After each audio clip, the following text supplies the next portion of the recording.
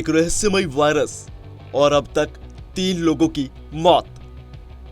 दुनिया भर की हेल्थ एजेंसियां अलर्ट पर हैं और इस वायरस का नाम है हंता वायरस, वो भी उसका बेहद एंडिस स्ट्रेन। दरअसल डच क्रूज शिप एमवी हॉन्डिस इस वक्त अंतर्राष्ट्रीय चिंता का केंद्र बन चुका है। यह जहाज अर्जेंटीना के यूनेशिया पोर्ट से 1 अप्रैल को रवाना हुआ था और साउथ अटलांटिक के रास्ते अफ्रीका की तरफ जा रहा था, लेकिन सफर के बीच अचानक कुछ यात्रियों में तेज बुखार, सांस लेने में दिक्कत और शरीर में गंभीर संक्रमण जैसे लक्षण पाए गए। शुरुआत में इसे सामान्य बीमारी समझा गया, लेकिन 11 अप्रैल को एक 70 साल के यात्री की जहाज पर ही मौत हो गई और फिर उनकी पत्नी भी संक्रमित पाई गई और बाद में दक्षिण अफ्रीका के अस्पताल में उनकी भी मौत हो गई। इसके बाद एक तीसरे यात्री की भी मौत पूरी दुनिया को हिला देती है। अब सबसे बड़ा सवाल यही है कि आखिर यह एंडिस स्ट्रेन इतना खतरनाक क्यों माना जा रहा है।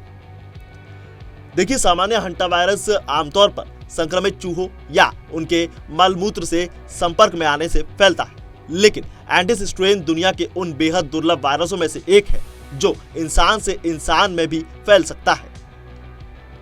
यानी अगर कोई संक्रमित व्यक्ति लंबे वक्त तक किसी के संपर्क में रहता है तो वायरस दूसरे इंसान तक भी पहुंच जाता है। और अब इसी वजह से WHO यानी विश्व स्वास्थ्य संगठन ने अब इस पूरे मामले को बेहद गंभीरता से ले लिया है। रिपोर्ट्स की बात करें तो जहाज पर करीब 150 लोग मौजूद थे, जिनमें 23 देशों के यात्री और क्रू मेंबर शामिल हैं। कई लोग रास्ते में अलग अलग देशों में उतर चुके हैं और अब अंतर्राष्ट्रीय स्तर पर कॉन्टैक्ट ट्रेसिंग शुरू हो चुकी है। सबसे ज्यादा डर इस बात का है कि कुछ संक्रमित लोग फ्लाइट्स के जरिए दूसरे देशों तक पहुंच चुके हैं।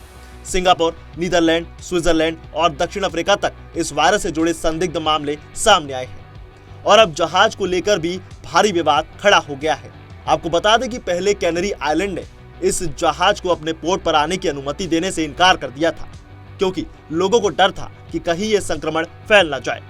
लेकिन बाद में WHO के दबाव और मेडिकल सहायता की जरूरत को देखते हुए जहाज को स्पेन की ओर बढ़ने की अनुमति मिल गई।